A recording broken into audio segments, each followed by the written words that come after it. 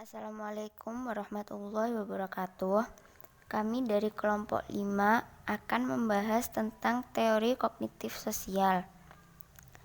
Pertama, teori belajar kognitif. Apa sih teori belajar kognitif itu?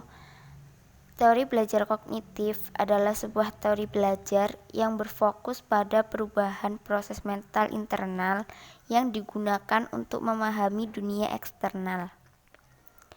Pentingnya menerapkan teori kognitif dalam suatu pembelajaran. Yang pertama, belajar akan menjadi lebih fleksibel. Hal ini bisa berpusat pada guru atau siswa, akan tetapi siswa dituntut untuk lebih aktif lagi. Yang kedua, materi dan model pembelajaran menjadi lebih esensial. Dalam memilih materi dan model pembelajaran harus sesuai dengan jenjang siswanya agar bisa dipahami dengan baik. Yang ketiga, guru bisa mencermati progres kognitif siswa. Dalam teori belajar kognitif, guna memberikan stimulus kepada siswanya untuk berpikir, guru itu harus bisa mencermati progres siswanya. Yang keempat, dapat memberikan waktu belajar yang berpusat pada siswa.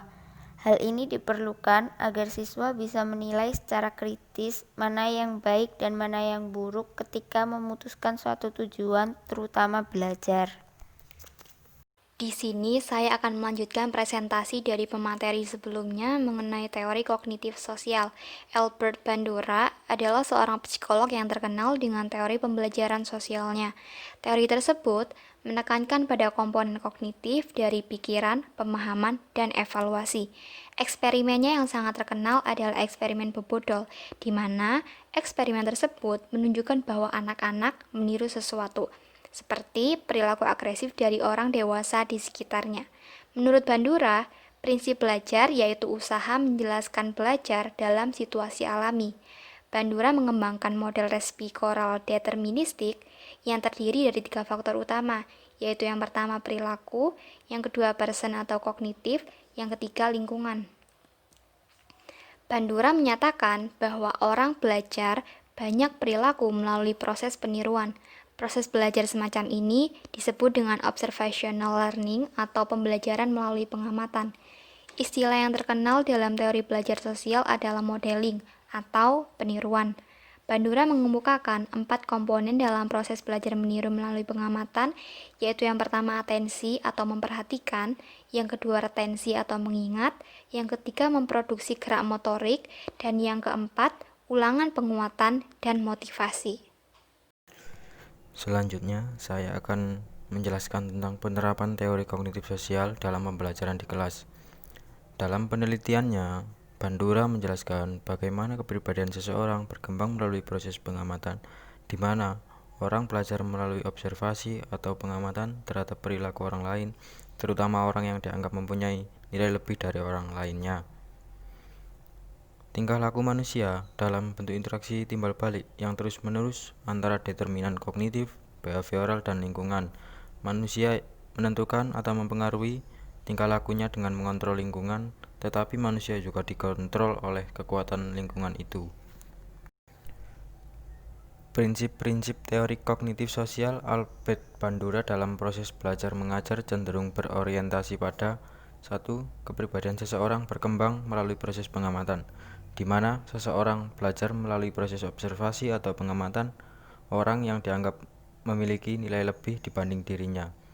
Kedua, belajar melalui proses pengamatan, modeling, terjadi proses pengamatan terhadap segala yang dapat ditimba sebagai pengalaman sekarang dan merasakannya, bahwa manusia selalu hidup pada saat di mana manusia itu hidup dan bukan pada suatu waktu lainnya. 3.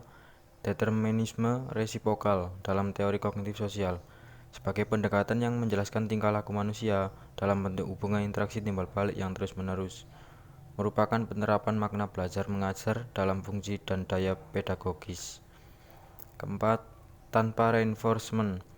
Menurut Bandura, reinforcement penting dalam menentukan apakah suatu tingkah laku akan terus terjadi atau tidak. Tapi itu bukan merupakan satu-satunya pembentuk tingkah laku seorang individu. Yang kelima, teori kognitif sosial berusaha menjelaskan tingkah laku manusia dari segi interaksi feedback yang berkesinambungan antara faktor kognitif, tingkah laku, dan faktor lingkungan. Disinilah terletak kesempatan bagi manusia untuk mempengaruhi nasibnya.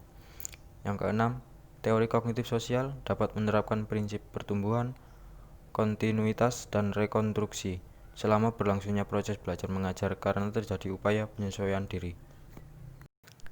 Adapun beberapa cara untuk menerapkan teori kognitif sosial dalam pembelajaran di kelas. 1. Memberikan pertanyaan-pertanyaan ketika proses pembelajaran sedang berlangsung. 2. Mengerjakan latihan pada setiap akhir suatu bahasan. 3. Membentuk kelompok belajar. Dan yang terakhir adalah menerapkan pembelajaran kontekstual, kooperatif, dan kolaboratif. Sekian video penjelasan dari kami, kelompok 5, tentang penerapan teori kognitif sosial dalam pembelajaran di kelas. Kurang lebihnya mohon maaf. Wassalamualaikum warahmatullahi wabarakatuh.